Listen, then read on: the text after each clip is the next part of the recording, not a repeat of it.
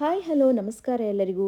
ನಾವಿವತ್ತು read across the ಅಮೇರಿಕಾದಲ್ಲಿ ಓದುವ ದಿನ ಇದನ್ನು ಹೇಗೆ ಸೆಲೆಬ್ರೇಟ್ ಮಾಡ್ತಾರೆ ಅಂತ ನೋಡ್ಕೊಂಡು ಬರೋಣ ಬನ್ನಿ. ನ್ಯಾಷನಲ್ ಎಜುಕೇಷನ್ ಅಸೋಸಿಯೇಷನ್ 1998ರಲ್ಲಿ ಇದನ್ನು ಪ್ರಾರಂಭಿಸಿತು. ಮಕ್ಕಳಲ್ಲಿ ಓದುವ ಅಭ್ಯಾಸವನ್ನು ಬೆಳೆಸುವುದು ಇದರ ಮುಖ್ಯವಾದ ಒಂದು ಉದ್ದೇಶವಾಗಿತ್ತು. ಮಾರ್ಚ್ 2ರಂದು ಇದನ್ನು ಆಚರಿಸಲಾಗುತ್ತೆ ಮತ್ತು ಒಂದು ವೀಕ್ ಈ ದಿನವನ್ನು ಓದುವ ದಿನವನ್ನು ಮಕ್ಕಳಿಗೆ ಅದರ ಬಗ್ಗೆ ನಾಲೆಡ್ಜನ್ನು ಕೊಡಲಾಗುತ್ತೆ. ಡಾಕ್ಟರ್ ಸೂಸ್ ಬರ್ಡೇನೂ ಆಗಿರೋದ್ರಿಂದಾಗಿ ಡಾಕ್ಟರ್ ಸೂಸ್ ಬುಕ್ಗಳನ್ನು ಮಕ್ಕಳಿಗೆ ಪರಿಚಯಿಸಲಾಗುತ್ತೆ. ಡಾಕ್ಟರ್ ಸೂಸ್ ಅವರ ಬುಕ್ಗಳಲ್ಲಿ ಕೆಲವೊಂದು ಕ್ಯಾರೆಕ್ಟರ್ಗಳೆಲ್ಲ ಬರುತ್ತೆ. ಆ ಕ್ಯಾರೆಕ್ಟರ್ಗಳನ್ನು ಡ್ರೆಸ್ಅಪ್ ಮಾಡಿ ಬರ್ತಾರೆ ಮತ್ತು ಆರ್ಟ್ ವರ್ಕ್ಗಳನ್ನು ಮಾಡಲಾಗುತ್ತೆ. ಲೈಬ್ರರಿಗಳಲ್ಲಿ ಬುಕ್ಗಳನ್ನು ಓದ್ತಾರೆ. ಪೇರೆಂಟ್ ಬಂದು ವಾಲಂಟಿಯರ್ ಆಗಿ ಬುಕ್ಗಳನ್ನು ಕ್ಲಾಸ್ಗಳಲ್ಲಿ ಓದ್ತಾರೆ. ಯಾರು ಬೇಕಾದರೂ ವಾಲಂಟಿಯರ್ ಆಗಿ ಬಂದು ಕ್ಲಾಸ್ಗಳಲ್ಲಿ ಬುಕ್ಕನ್ನು ಓದ್ಬೋದು. ಮಕ್ಕಳಿಗೆ ಓದುವ ಒಂದು ಹವ್ಯಾಸವನ್ನು ಹೆಚ್ಚಾಗಿ ಬೆಳೆಸಲಾಗುತ್ತೆ. ಹಾಗಾದರೆ ಯಾರು ಇವರು ಡಾಕ್ಟರ್ ಸೂಸ್ ಅಂತ ನೋಡ್ಕೊಂಡು ಬರೋಣ ಬನ್ನಿ. ಇವರ ಫುಲ್ ನೇಮ್ ಥಿಯೋಡರ್ ಸೂಸ್ ಗೀಸೆಲ್ ಅಂತ ಹೇಳಿ. ಇವರು ಮಾರ್ಚ್ 2, 1904ರಲ್ಲಿ ಯುನೈಟೆಡ್ ಸ್ಟೇಟ್ಸ್ನಲ್ಲಿ ಜನಿಸ್ತಾರೆ. ಮಕ್ಕಳ ಪುಸ್ತಕದ ಲೇಖಕರು ಮತ್ತು ಕಾರ್ಟೂನಿಸ್ಟ್ ಆಗಿರ್ತಾರೆ ಇವರು, ಮತ್ತು ಕವಿಗಳು ಹೌದು. 1991ರಲ್ಲಿ ಇವರು ನಿಧನರಾಗ್ತಾರೆ. ಇವರು ಬಹಳವಾದ ಪುಸ್ತಕಗಳನ್ನು ಬರೆದಿದ್ದಾರೆ. ಸೊ ಇವರು ಫನ್ನಿ ಕ್ಯಾರೆಕ್ಟರ್ಸ್ಗಳು ಬರುತ್ತೆ ಮತ್ತು ಕ್ರಿಯೇಟಿವ್ ವರ್ಡ್ಸ್ಗಳೆಲ್ಲ ಬರುತ್ತೆ. ಅದರಲ್ಲಿ ರೈಮ್ ಸ್ಟೈಲಲ್ಲಿ ಸೆಂಟೆನ್ಸ್ಗಳೆಲ್ಲ ಬರುತ್ತೆ.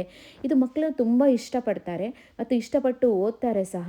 ಅವರ ಕ್ಯಾಟ್ ಇನ್ ದ ಹ್ಯಾಟ್ ತುಂಬ ಒಂದು ಜನಪ್ರಿಯವಾದಂಥ ಒಂದು ಪುಸ್ತಕ. ಮತ್ತು green eggs ham, one fish two fish, ಹೀಗೆ ಸುಮಾರು ಪುಸ್ತಕಗಳು ಅವರ ಪುಸ್ತಕಗಳೆಲ್ಲ ಜನಪ್ರಿಯವಾಗಿದೆ.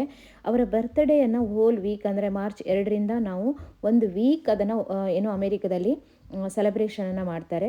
ಮತ್ತು ಲೈಬ್ರರಿಗಳಲ್ಲಿ ಪುಸ್ತಕಗಳನ್ನು ಓದ್ತಾರೆ, ಡ್ರಾಯಿಂಗ್ಗಳನ್ನು ಮಾಡ್ತಾರೆ. ಅವರ ಕ್ಯಾಟ್ ಇನ್ ದ ಹ್ಯಾಟ್ ಕ್ಯಾರೆಕ್ಟರ್ಗಳನ್ನೆಲ್ಲ ಮಕ್ಕಳು ಇಷ್ಟಪಟ್ಟು ಅದನ್ನು ಹಾಕ್ಕೊಂಡು ಬರ್ತಾರೆ, ಕಾಸ್ಟ್ಯೂಮನ್ನು ಹಾಕ್ಕೊಂಡು ಬರ್ತಾರೆ, ಡ್ರಾಯಿಂಗನ್ನು ಮಾಡ್ತಾರೆ, ಆರ್ಟ್ಗಳನ್ನು ಮಾಡ್ತಾರೆ.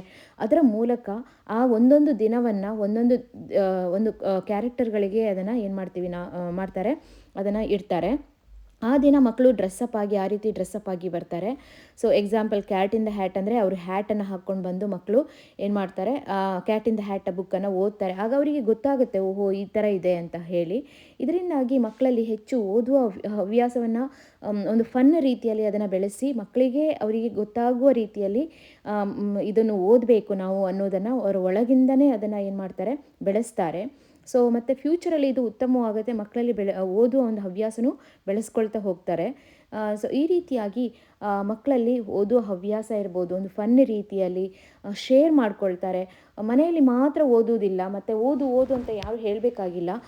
ಒಂದು ಕಾಸ್ಟ್ಯೂಮನ್ನು ಹಾಕ್ಕೊಂಡು ಬಂದು ಟೀಚರ್ಸ್ ಇರ್ಬೋದು, ಹೊರಗಡೆಯ ತಂದೆ ತಾಯಿಗಳಿರ್ಬೋದು, ಅಜ್ಜ ಅಜ್ಜಿಯಂದರು ಹೆಚ್ಚಾಗಿ ಪಾರ್ಟಿಸಿಪೇಟ್ ಮಾಡ್ತಾರೆ ಈ ಪ್ರೋಗ್ರಾಮ್ಗಳನ್ನು. ಅವ್ರು ಬಿಡೋದೇ ಇಲ್ಲ.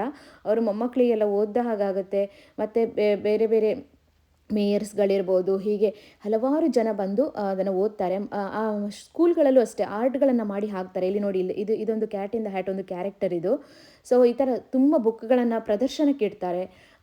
ಮತ್ತು ಈ ಥರ ಡ್ರೆಸ್ಅಪ್ಗಳೆಲ್ಲ ಮಾಡಿ ಬಂದು ಮಕ್ಕಳನ್ನು ಎಂಜಾಯ್ ಮಾಡಿಸ್ತಾರೆ. ಹಾಗಾಗಿ ಮಕ್ಕಳಲ್ಲಿ ಓದುವ ಹವ್ಯಾಸ ಏನಾಗುತ್ತೆ, ಬೆಳೆಸ್ಕೊಳ್ತಾ ಹೋಗುತ್ತೆ. ಸೊ ನೋಡಿದ್ರಲ್ಲ ಸ್ನೇಹಿತರೆ, ಅಮೇರಿಕಾದಲ್ಲಿ ಓದುವ ದಿನವನ್ನು ಎಷ್ಟು ಚೆನ್ನಾಗಿ ಉಪಯೋಗಿಸ್ಕೊಳ್ತಾರೆ ಮತ್ತು ಮಕ್ಕಳಲ್ಲಿ ಅದನ್ನು ಹೇಗೆ ಹವ್ಯಾಸವನ್ನಾಗಿ ಬೆಳೆಸ್ತಾರೆ ಅಂತ ಹೇಳಿ. ನನ್ನ ಈ ವಿಡಿಯೋ ನಿಮಗೆ ಉಪಯುಕ್ತವಾದ ಮಾಹಿತಿಯನ್ನು ಕೊಟ್ಟಿದೆ ಅಂದ್ಕೊಳ್ತೀನಿ. ಹಾಗೆ ಈ ನನ್ನ ಯೂಟ್ಯೂಬ್ ಚಾನಲನ್ನು ಸಬ್ಸ್ಕ್ರೈಬ್ ಮಾಡ್ಕೊಳ್ಳಿ. ನಾನು ಹೊಸ ಹೊಸ ವಿಡಿಯೋಗಳಿಗಾಗಿ ಸಪೋರ್ಟ್ ಮಾಡಿ. ಧನ್ಯವಾದಗಳು.